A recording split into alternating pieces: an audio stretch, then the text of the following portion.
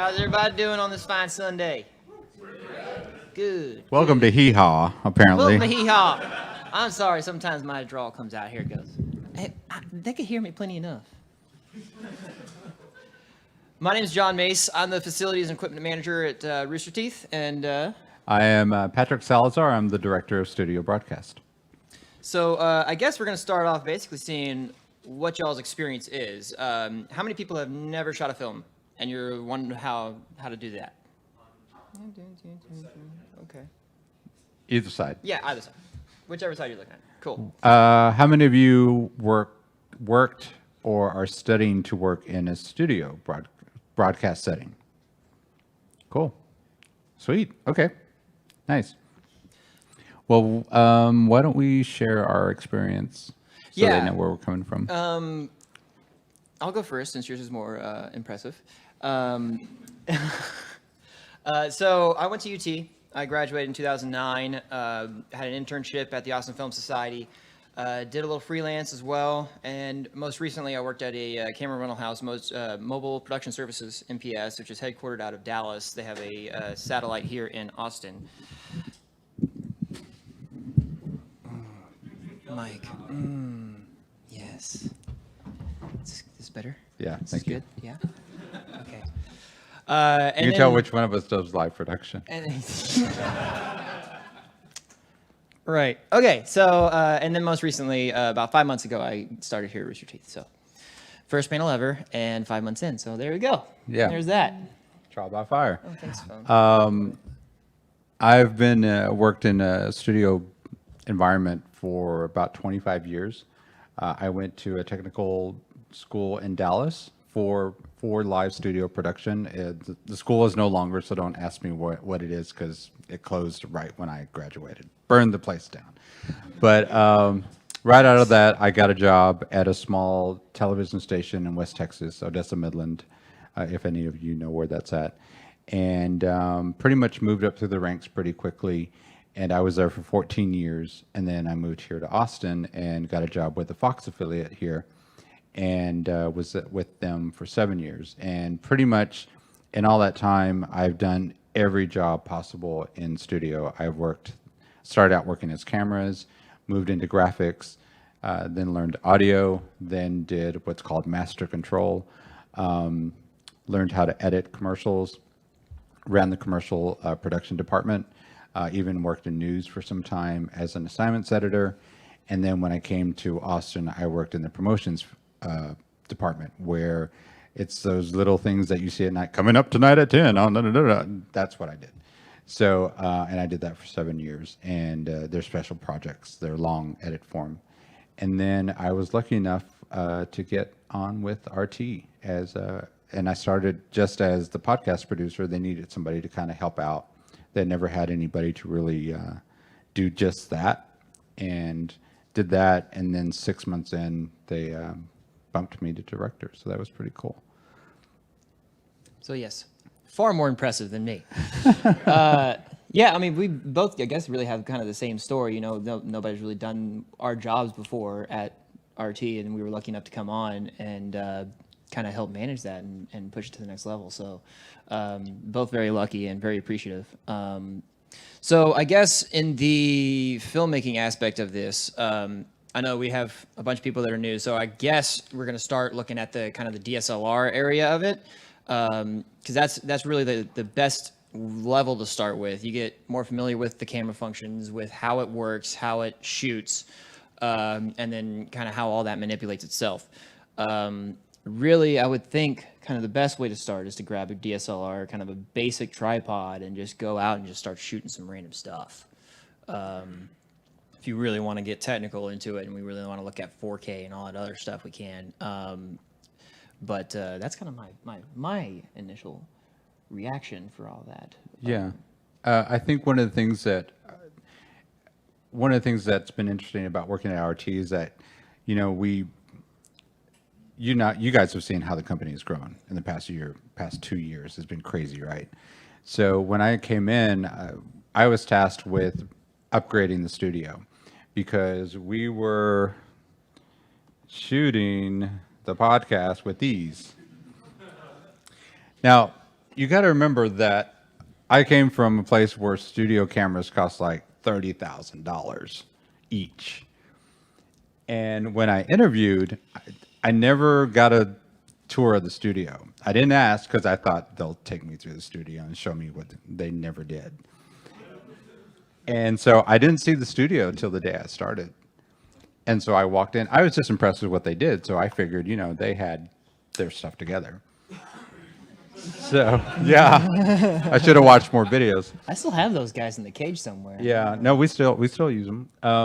So I walked in, and Brandon took me into the studio, and he goes, "This is it." I was like, "Wow, wow, y'all do all that with this?" And so pretty much whatever that camera is that's streaming us right now, that's about what we used. And the only lighting we had in the studio were two Kino lights, and those face the podcast set, and those will be borrowed from Live Action. So my job was to make sure that if Live Action took any of the equipment out, that I had to bring it back and put it in place before the podcast every Monday night.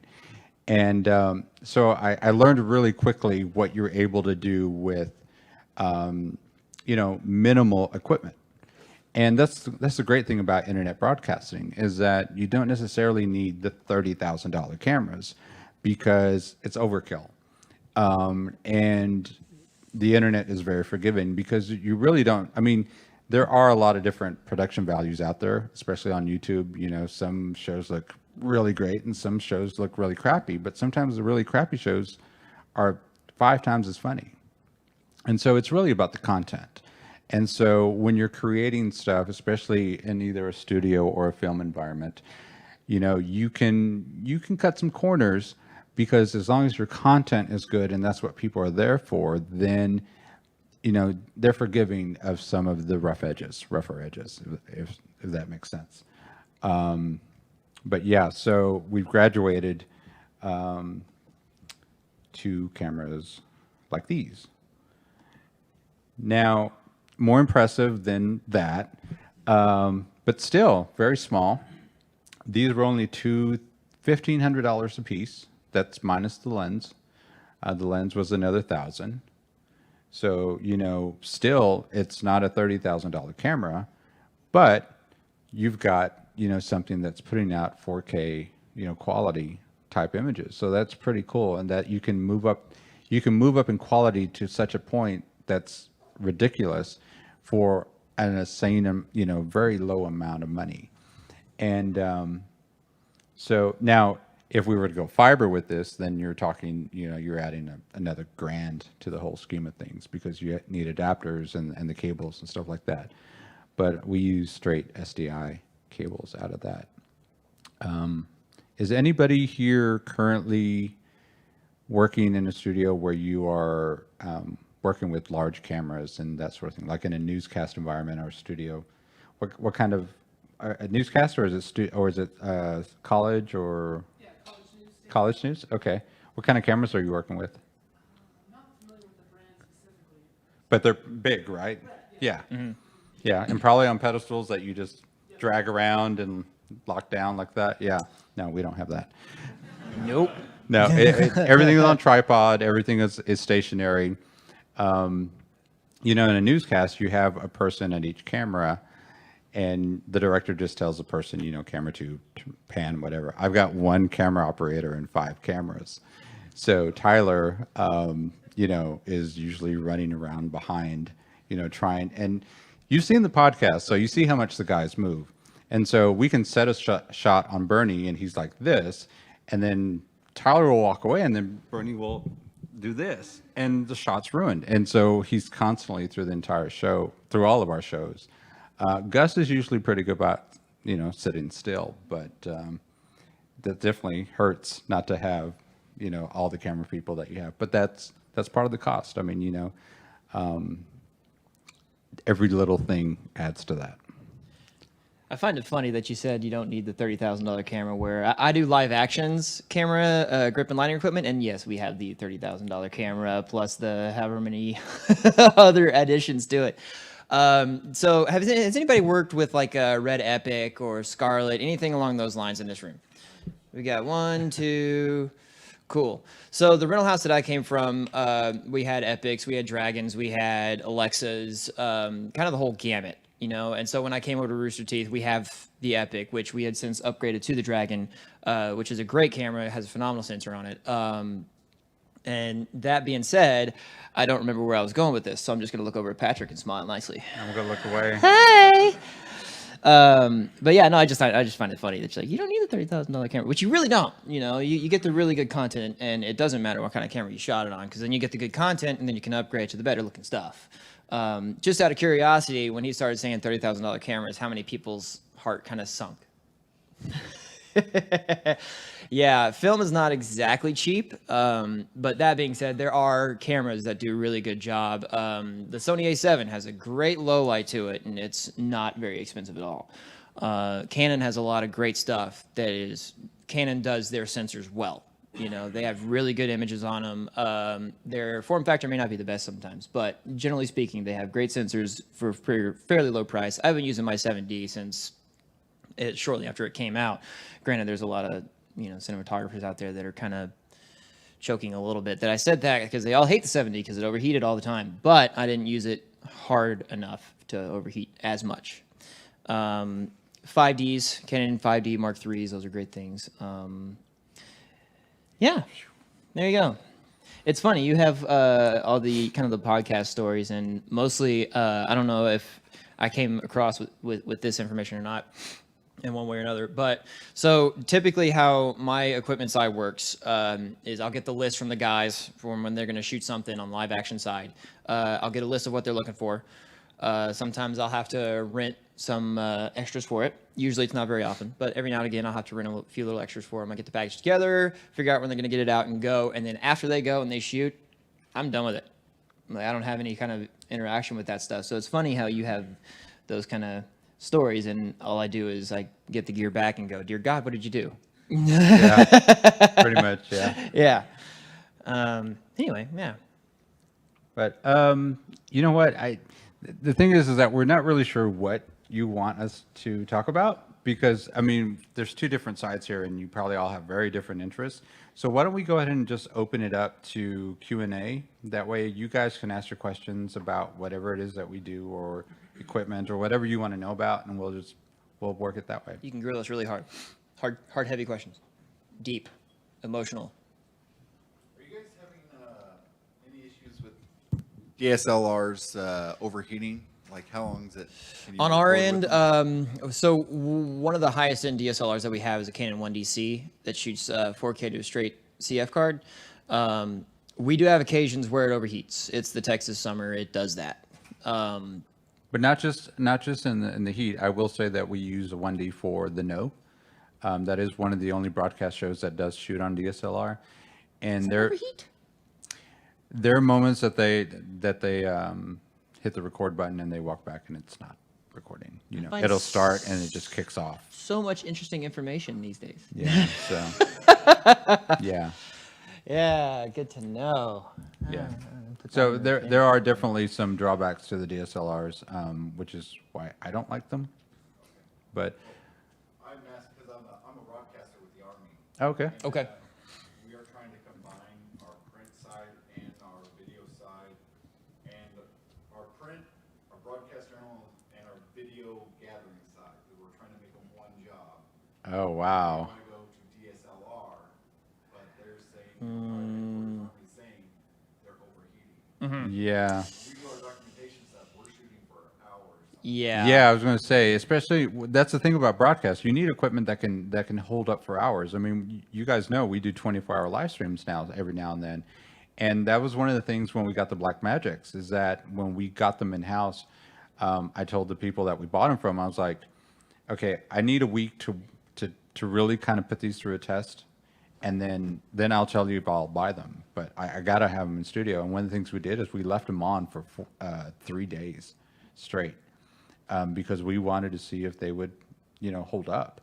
So yeah, I'm with you. I know what you're saying, and yeah, I would definitely look at something that will stand, some use. Oh, okay, yeah. What camera are you using with the using P2 card? I'm assuming is what you're saying. Yeah, and the actual camera. Yeah, they're short and squatty. They're real okay, boxy. Yeah. You should look into. Canon has a new camera out. It's a AX-C10, I believe. It looks like a DSLR. It's a fixed lens camera. It's all contained in the guide. It's 4K straight to see fast, which is a new medium, but it's also more rugged. It might be something of interest. I don't know about the overheating. I'm assuming it has exhaust on it with a fan inside. But that's an interesting aspect of it. I need to look into that. Are you looking for 4K or just? I'm just trying to find out information. This is like Okay. 2 years down the road. Sure. Okay, sure. yeah, the P2, I use the P2 at Fox. That's what we shot all our promotions on, and it's a nice camera. It's very bare bones, and it would be good for broadcast. I can see where it'd be good. And it's a fixed lens, so that helps. Yeah, yeah, exactly. But there's also one of the options that we looked at that actually wanted over the Blackmagic was the Sony F2, I think. It's a Sony F. F5, F55, something Maybe, like that. yeah, that's it. That's it.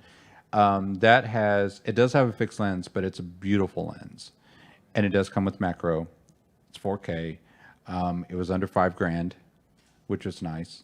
But that was definitely the second choice, and it was my first choice, but ultimately ended up being the second choice. But that's one you might want to look at as well. Okay, thanks. Yeah. Any other questions? Hi. Oh, I get a mic. Great. So I'm in film school right now, and I'm Where are you going? Emerson College. Cool. So I'm obviously on a budget, Yeah. and I'm looking to get I'm looking to get a DSLR, and y'all are talking about 70s, and it's just like, anything in the thousands right now is just really Sure. something I can't personally afford. So I've been looking at the Rebels, the Canon Rebels, and I don't know much about lenses. I'll Yeah, no, go ahead. Take- Fine, please, by all means. I'm talking to you as someone who is just like an amateur photographer myself. One of the things that I learned about working with DSLRs is that as long as you have a somewhat good lens, it's more about the lighting and it's about the angles. You can have a crap, cheap, $400 DSLR that's a starter kit with a starter lens, and I call it crap because Y'all working I'm sitting with- next to Kit lenses are crap. Let's get on with Yeah. that. Yeah, we know that.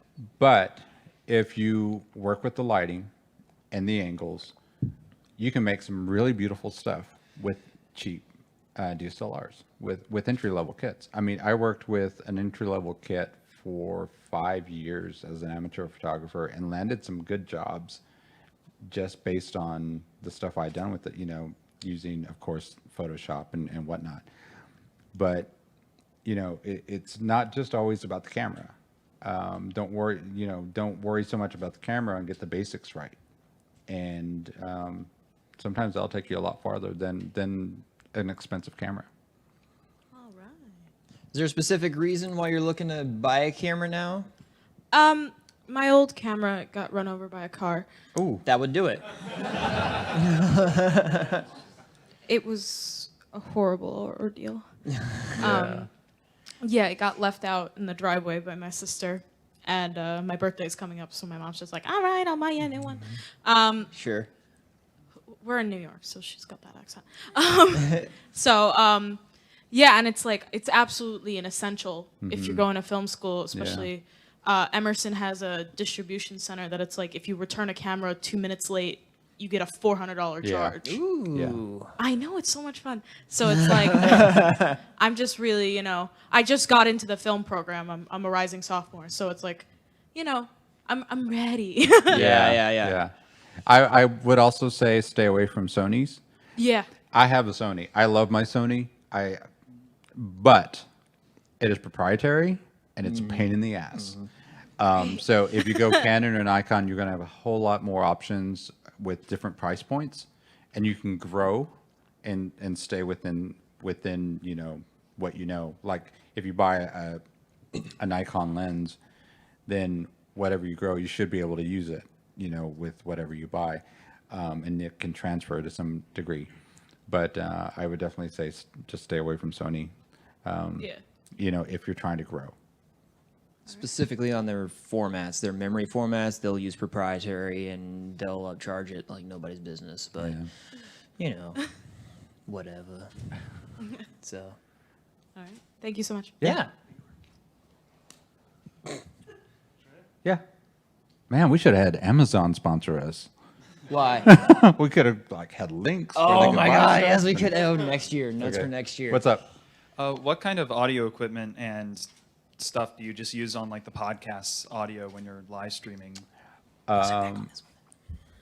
For we have different mics for different jobs. For the podcast, we are using AKG C214s and condenser mics. And the reason why is because a majority of people who enjoy the podcast do so through the audio downloads. So the audio product is more not, I hate saying more important, but it's more consumed by people who listen to it. So it's got to sound really good. And that was the biggest challenge for me when I started, because I don't know if you guys remember, but the sound was really kind of, you know. So I came in, and that was a really important thing that they wanted me to work on. And I learned a lot about lavaliers and all that stuff. And I'd worked with different audio kits, but it was a real challenge. I bought nice new lavaliers. I spent like $3,000, and I thought I did all of my research. And I was trying to cut a corner and say, well, if I don't buy the power adapter and just the mic itself, and it plugs into, because we were using Shure mics, Shure lavaliers, and they were tinny pieces of crap. And sorry, That's how you Shure. really feel.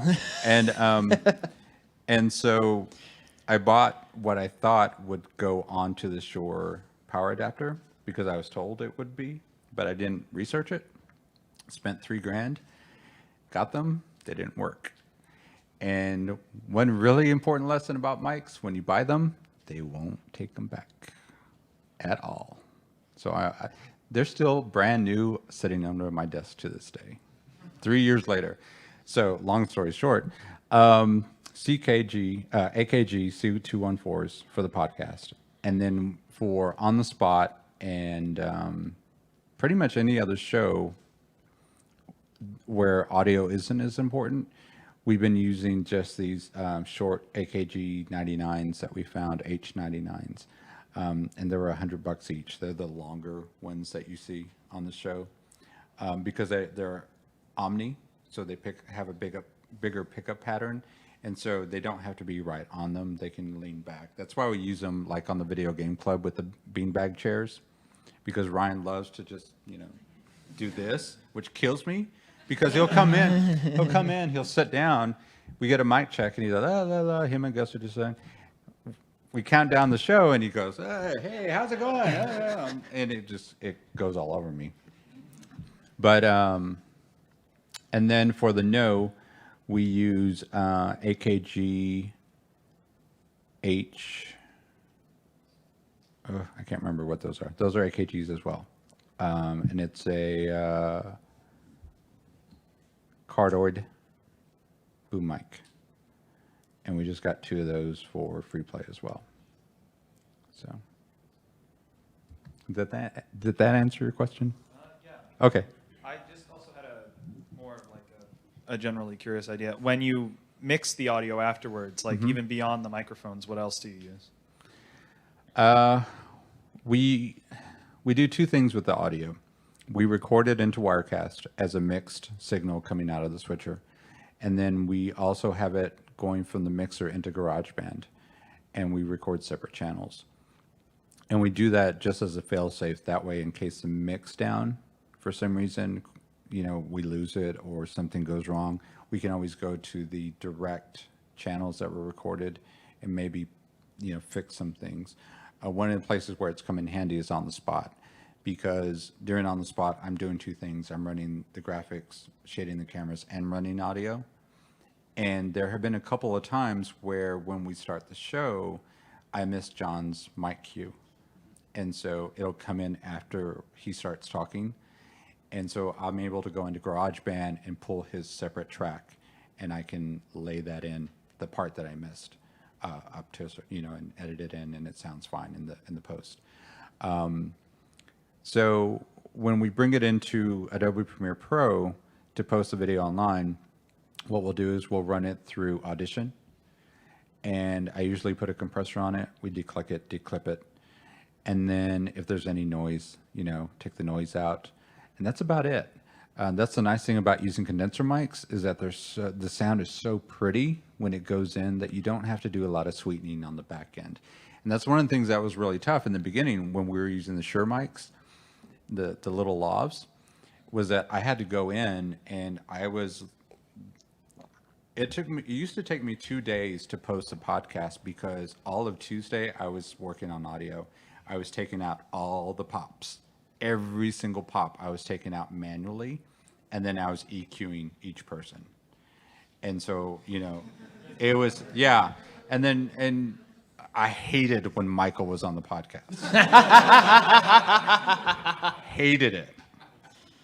And then I got a brilliant idea one day, and I put a pop filter on his mic. And I'll never forget, because I had just started and I was there maybe 3 weeks. And he sat down and I said, "Oh, I'm going to put a pop filter on your mic." He goes, "Gee, you think?" And I'm like, "Yeah, you asshole." So, but that's it. That's pretty much it. Okay, I was wondering what sort of equipment and techniques you guys use for more non-traditional lighting setups, like with a lot of different colors, or like to set a specific tone. There was a recent $1 Million Butt. I don't know if you guys work on those, but Barbara was in it, and she was like watching her parents have sex or something like that. But the lighting was gorgeous, and like I keep thinking about it, and like I was wondering how you guys go about setting up something like that. As far as the lighting setup goes, sometimes we'll do scant crews and we'll do our own lighting. Other times we'll bring in other crew to help us out. That may have been a scenario where we had somebody else helping us out. Not saying that we can't do that ourselves. But as far as that goes, usually the $1 Million Butt crew takes a few Kinos, some Area 1Ks, and then they'll just kind of lay in their own little LED strips every now and again. I know the kind of the bar setups where they have kind of the multicolors in the background, they'll have like IKEA LED strips back there that they're like $20 and you can change up the color no matter what. That's been a really cool tool for just some random lighting. What specifically did you see in that scene that I might be able to pull from? I think it was like pink and blue lights. I was wondering if you guys used gels or if you guys just had colored lights or something like that. We do use gels. We have a lot of party gels, just kind of smacked around that we'll throw up on things. And what kind of lights would you use with those? Like what? With gels? Yeah. Oh, anything. Yeah, anything could be gel. That's the beauty of gels themselves. Anything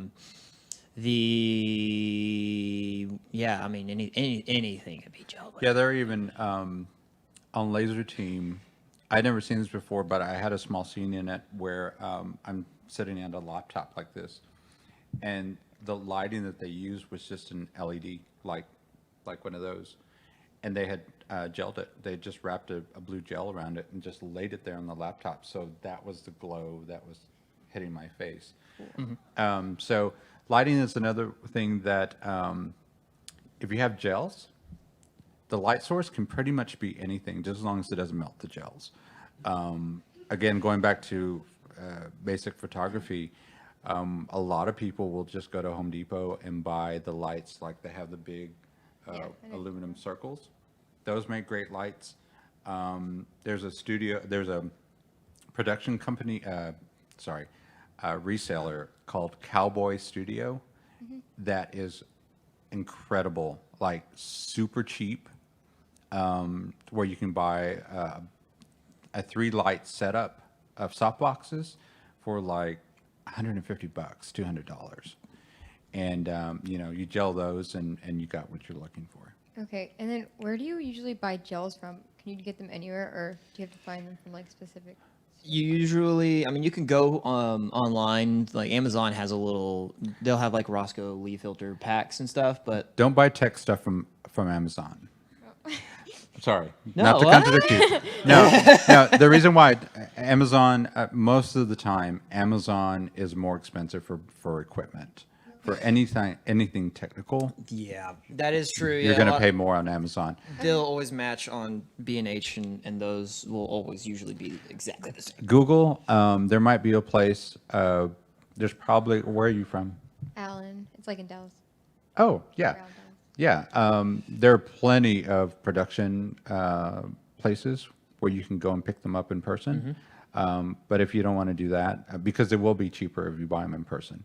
But yeah, you can find them online. The only thing about buying them online is because since you're dealing with things that can get crinkled, you don't want to have that arrive and it's got a Yeah. big crease in it. Okay, thank you. Yeah.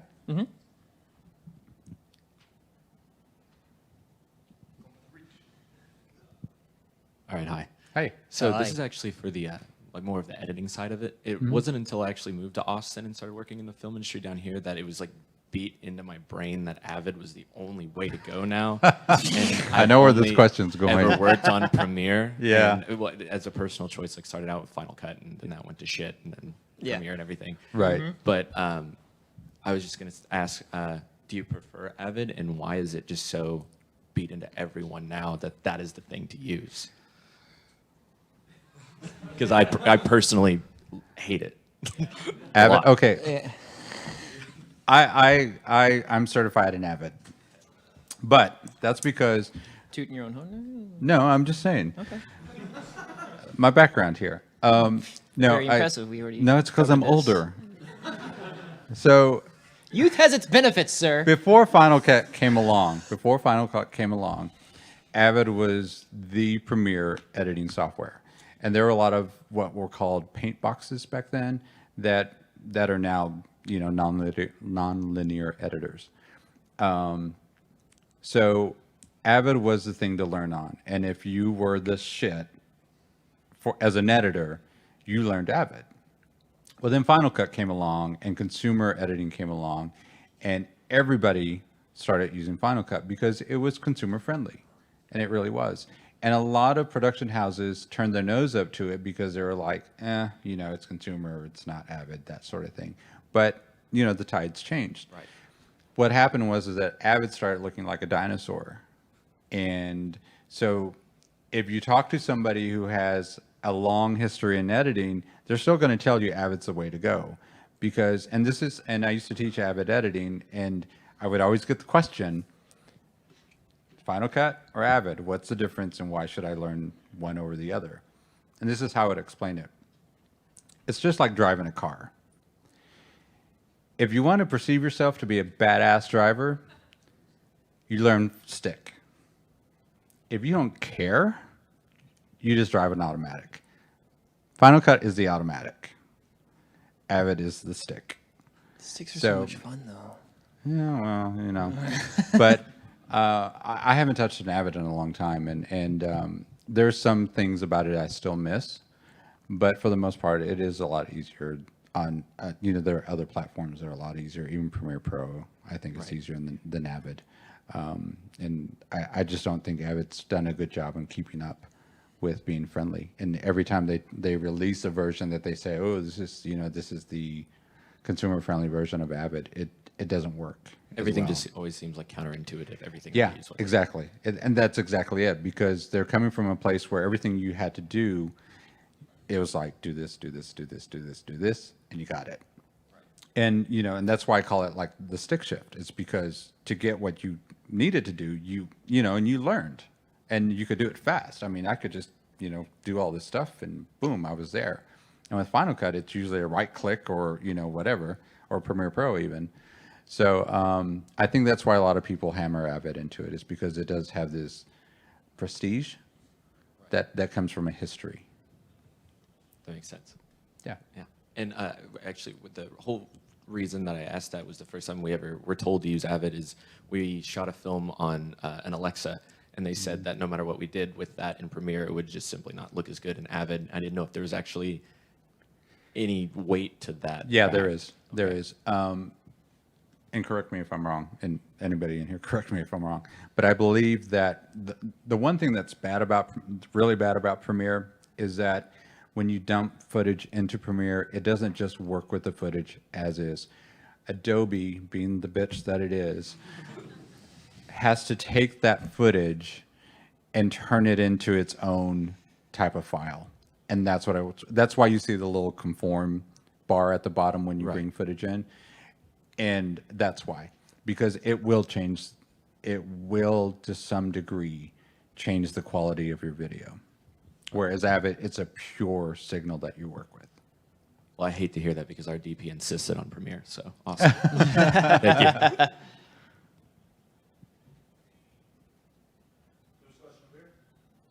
Anybody else? Oh, Everybody slow down. Okay. So a few of us were actually already kind of like into the whole recording thing, more audio and like I guess game footage and whatnot. We've been trying to do more of like live footage with cameras and stuff. And one question that we keep running into that none of us know anything about, I have not a clue about, it's actually green screens. Like we see it a lot in Rooster Teeth, and I just kind of wanted to know, I guess, a little bit about the basics. Like, is there any sort of like better material for your green screen that you should get, or certain cameras, or lighting, lens, something like that? lighting, and the pureness of the chroma green that you use. What you're going to find is a lot of those cheap chroma key kits. There are some that work, but you're going to have to spend more time lighting them correctly. But you always have to be sure that the chroma green is true. Yeah, I mean, on my end, the lighting is the best thing. You got to make sure that background is full, that you have everything evenly lit. Yeah, and then when you get your subject lit, that you don't have that shadow or any sort of weirdness kicked on the back end, because you need to make sure you can cut that person out, essentially. Yeah, just to tell you how tricky it is, we had been shooting the No for about I would say a year already. No, not a year, about 6 months on the green screen. And when we had somebody come in and redo the lights for the podcast, this guy does like Austin City Limits. Like, he has a resume that's just super, super impressive. He's like the granddad of lighting here in Austin. And he came in and he was working on the podcast lights, and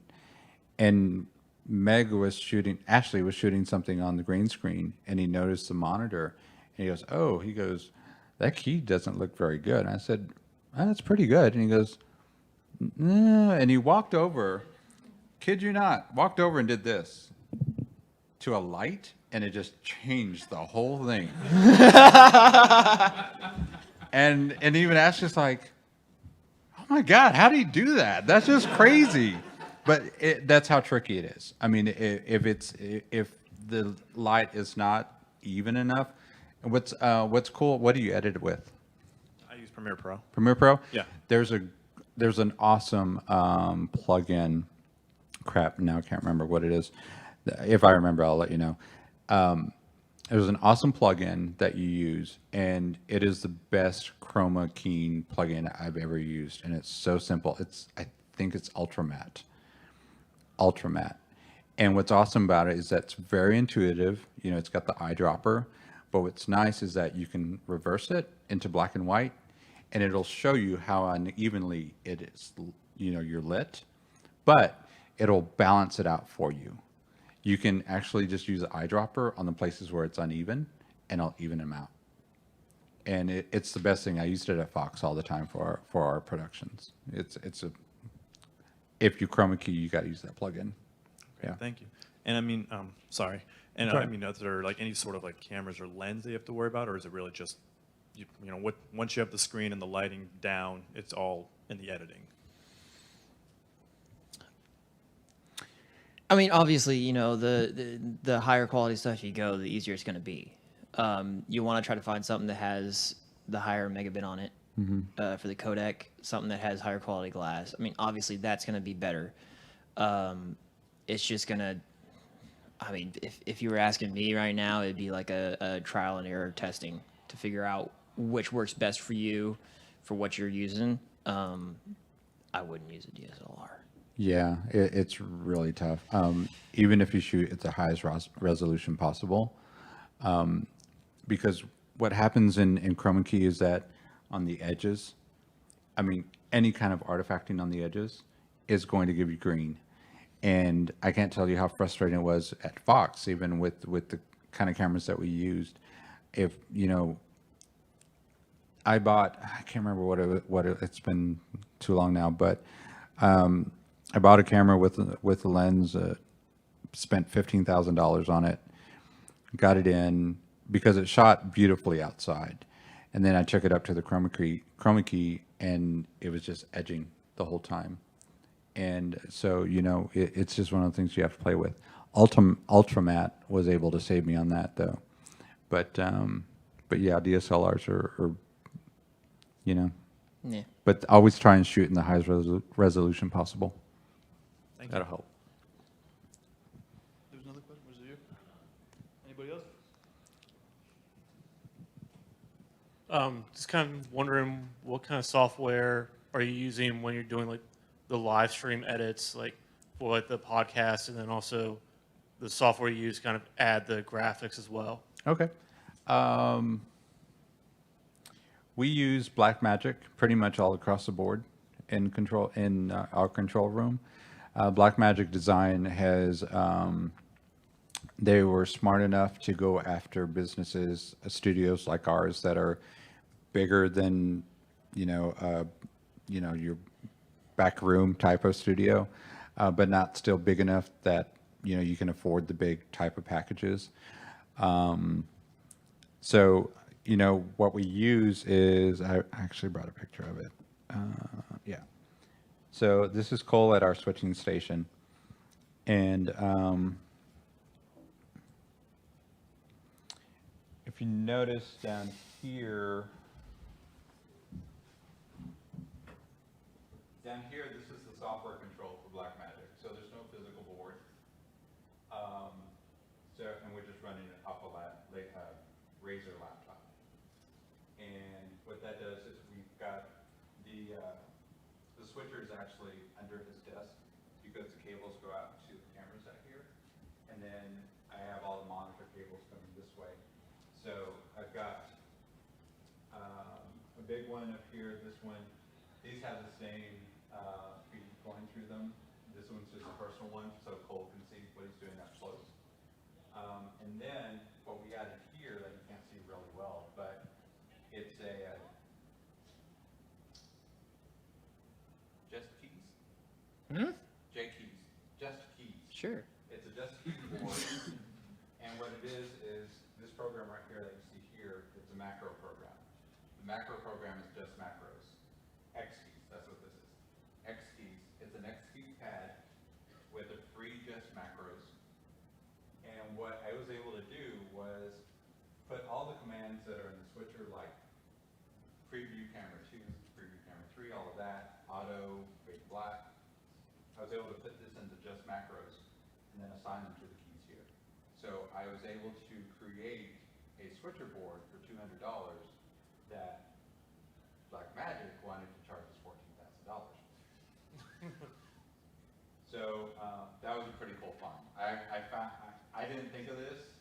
Some guy who runs a church in Iowa did it and put it on YouTube, and I was like, I'm taking that.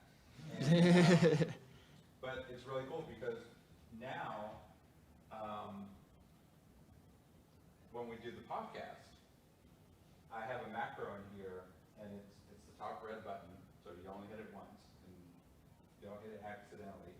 And he hits that, it actually queues up the open, plays it, queues up camera 5, the wide shot, and preview, so that when the open wipes out, it goes automatically to camera 5, and then it puts Gus in preview, because he's always the first camera to go to after the wide shot. So with one button, he's able to do the whole thing. Now, if you've been watching the podcast lately, you know that for some reason that button is fucking up. So I don't know what it is, but we hit it and the open just fades up. So I don't, it's got its bugs, but it's a really nice cheap solution for a switcher that we found. So that was really awesome. And so Blackmagic is a great economical thing. And it's funny, Chris Damaris and I were at NAB last year, and we were looking at Blackmagic stuff, and he's like, I don't understand why Blackmagic's so cheap. Who are they going for? I mean, there aren't that many studios like ours that are this small. And I said, I bet they're going after churches. And sure enough, we went to their booth, and we got one of their brochures, and the first thing we see is just like altar after altar after altar. So now in the same video, the guy was talking about a program called Casper CG. Has anyone ever heard of Casper CG? You heard of it? Yeah. What's that? If it's a graphics program. Now, get this. So I wanted to buy a graphics program because I felt like that's what we needed to add to the shows. And Adam Baird, our IT guy, said, well, is there a free program, you can get? I'm like, and I laughed because I was like, no, you don't understand. Graphics programs for broadcast are like $25,000 and up. They start, the cheap ones start at 25. But I'll look. So I found that video from the guy in Iowa, and he's saying that he uses Casper CG. So I look up Casper CG. Casper CG is a graphics program, a broadcast graphics program that was developed by a company in Sweden for the National Television Broadcast Division. In Sweden, if you build anything for the National Television Broadcast System, it has to be free and open source. Wow. Yeah. So I went to their website and I downloaded the sucker. Now, granted, the documentation is poor. It's like putting together something from IKEA, obviously, but it's. I like IKEA. But it works. It's pretty crazy. I mean, this is a shot I took during on the spot, and but basically what it is that it runs off of Flash, which is weird. But you create templates, and I run the entire on the spot with this. And what it allows me to do is that not only can I put like the lower thirds that come in that you see that spin in, but as Cole is switching, he has buttons on the X keys that he hits, and that puts the prompts into the monitor that's behind John. So it not only allows you to do lower thirds and stuff like that and countdowns and whatnot, but you can actually direct auxiliary outputs to put things into monitors, different monitors. And that's how this guy at this church was using it. He would use it to put the sermon out, the psalm, out on a monitor. And that's why he built the system. And I just took that and God, if he knew what we were using it for, he'd probably call me and say, stop that. But yeah, let me, Casper CG.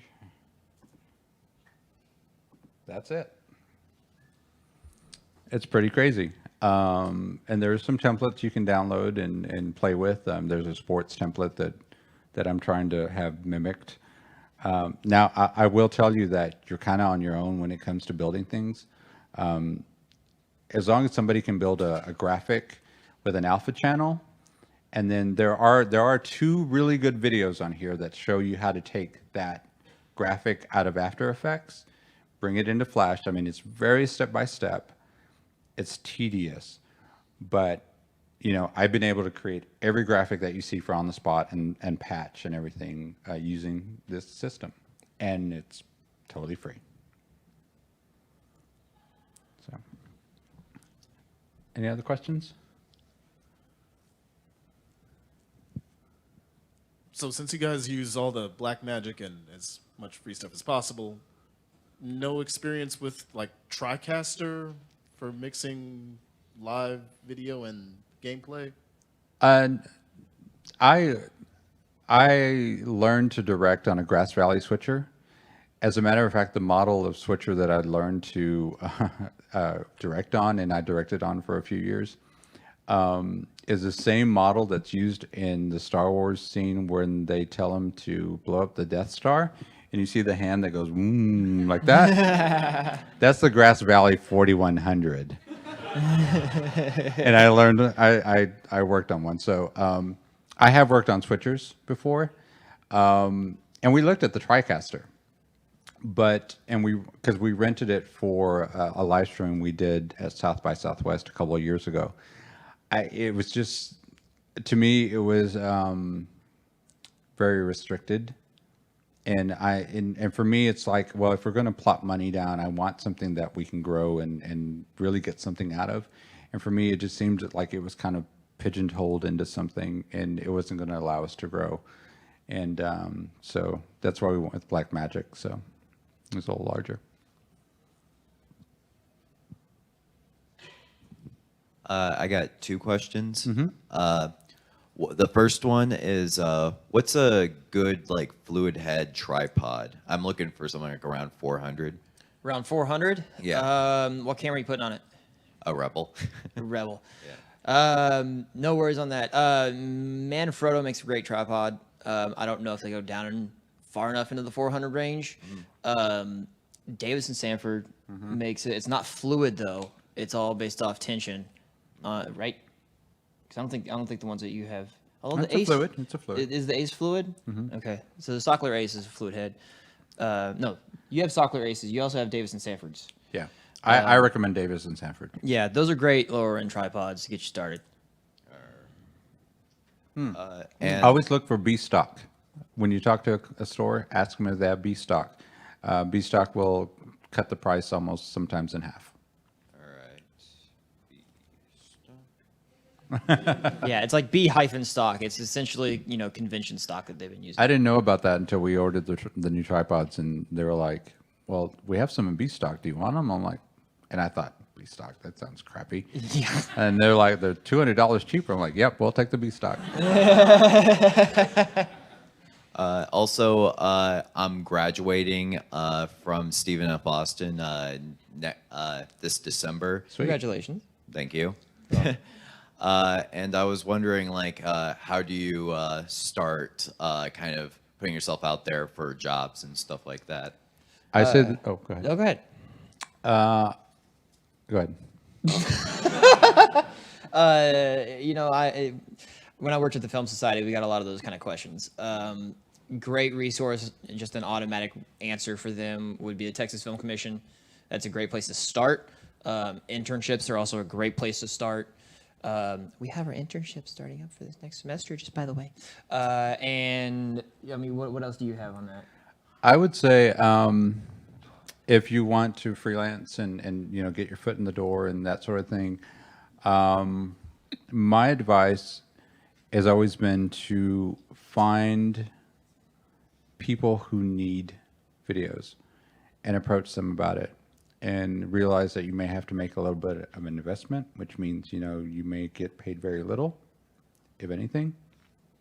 But what I did was, when I was at my first station and I became the creative director, the guy before me left, and when he left, he took all the clients with him, all of them. And so the department I was now in charge of went from building $80,000 a year to nothing. And I had to quickly find new clients. And the problem was that nobody knew who I was. I was always just a guy who would help George. And so nobody would really give me the time of day. So I started working with small businesses, and because they have very small budgets, but they want something nice. They're very proud of what they do and what they've grown, and so I started working with them. And I would go to them and I said, "Look, I can do you a incredible commercial that an agency is going to charge you $2-3 grand for. I'll do it for $250." And I did it, and I got a name built that way. And so by the end of that year, not only was I billing more than $80,000, I had landed the biggest commercial contract in the city. So because you kind of just make your name with people who tell other people, business owners, they all know each other.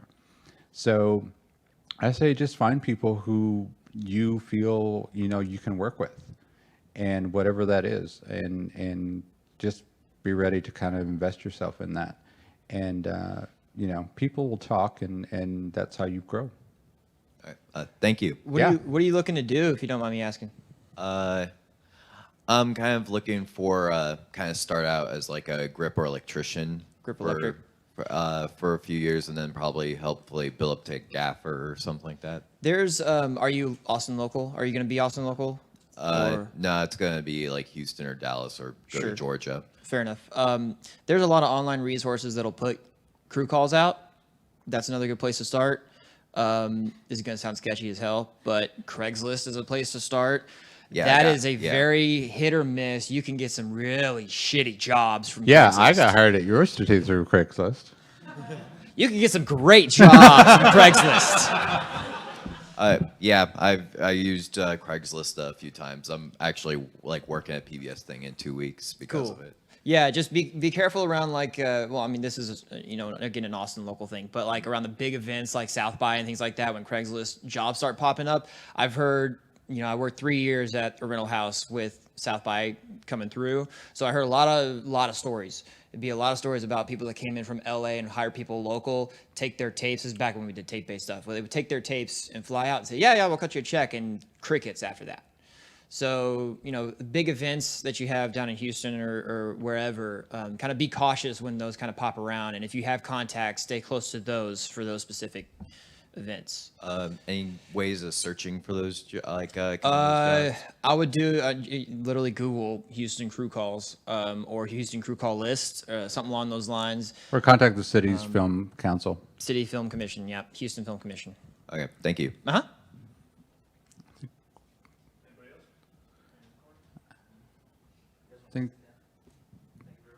I think that one, and then one more. I think you had a question. So, as someone very interested in audio, I've been told multiple times that Pro Tools is the one and only program you are allowed to use, and nothing low or higher than that is. And it's $700, and I'm a junior in high school. I can't afford that. So most companies can't afford it either. Yeah. And watching my dad's company have to kind of build from there, they've been kind of using a recording program called Sonar, which is it's called Platinum, but it's mainly for music. But they've been able to kind of turn it into a voice and sound modulating device. Is that kind of something you recommend? If something doesn't work, maybe try to take something else and mold it to what you need. Yeah, I mean, I would recommend that you get your hands on anything you can, and it's just like I was saying about the camera. It's not so much about the equipment; it's about what you do with it, and and as you get jobs and you can afford Pro Tools, then you buy Pro Tools and you learn it, and then that'll allow you to get bigger jobs. But the point of it is to start over. I mean, to start somewhere. And yeah, if that's available to you, yeah. Right. Thank you. Yeah, and I think him right here, and that'll do it. So with buying cameras, as long as you get something that manages well enough, has a pretty good size sensor, there's not a lot of incredible variation, at least for like beginning level stuff. But lenses are a little more daunting a task when trying to figure out what you can buy and wanting to make sure you're not going to the point of diminishing returns. Right. Because once you start getting over $2,000-3,000, it starts especially for like primes, it gets tricky. So what advice do you have for buying lenses? Lenses are kind of the unsung heroes. You know, they're more important. They're the most important because it's the first thing that image hits. You know, it's the first thing that gets interpreted as it hits back and goes back to that sensor.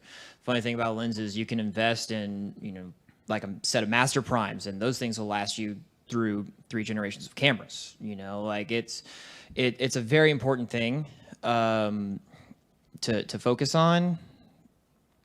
What was your question about it? What's your advice about buying lenses? What's my advice about buying lenses? It's really it's expensive, but it does last through generations. I would say think about what you exactly need them for. Are you going to be more of an intimate type of shooter, like, you know, more close-ups, that type of thing? Or are you more of a bigger picture type of person? Because that's going to determine, you know, what kind of lenses you need. And you might want to, if you are into the details, you know, the very close-up type of stuff. I mean, I don't know what you want to shoot, but, you know, if you're into shooting bugs, you're going to need something that's in really tight and that sort of thing. So think about where most of your shots, your beauty shots, are going to come from. And I think that'll be a good guide to start to tell you, this is where I need to spend my money first. Because most lenses will do a nice wide shot with no problem. But it really, once you start dealing into the details, that's where lenses get tricky. dppreview.com is a great resource for lens reviews because it gives you all the specs, but it breaks it down, and then people can comment on their usage of the lenses. I get real flustered by people who start telling me what lenses to buy, but for me, that website, their reviews have been very digestible when it comes to lenses. And, you know, you can actually see, I also go to YouTube a lot and look at examples of the lenses that I'm thinking of buying. And that, again, the type of shots that I'm wanting to get, if I can see those happen, then I know that might be a lens that I go for. And then there's usually a cheaper entry-level alternative to the bigger lenses. Usually on DB Preview, they will tell you what those are. Thank you. Yeah. Okay. All right. Well, thanks, guys, so much for coming Appreciate by. y'all coming Appreciate out. it.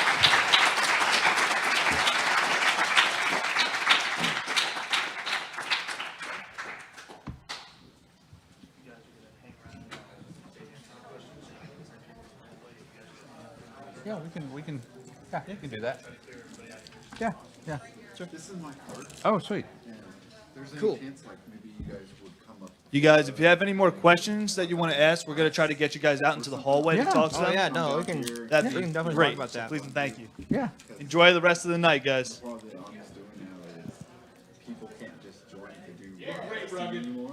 Oh. So it's people that have already been in the Army that reclass. They look at it as like, oh, it's a easier promotion route and stuff. Right. Yeah. That's exactly why I got it. It's funny when you said you were with the Army. When I was going to school to that, they called me and they're like, "Hey, so what are you doing?" And I'm like, "Well, I'm kind of doing this." And I'm like, "Well, you can do that in the Army." I'm like, "Yeah."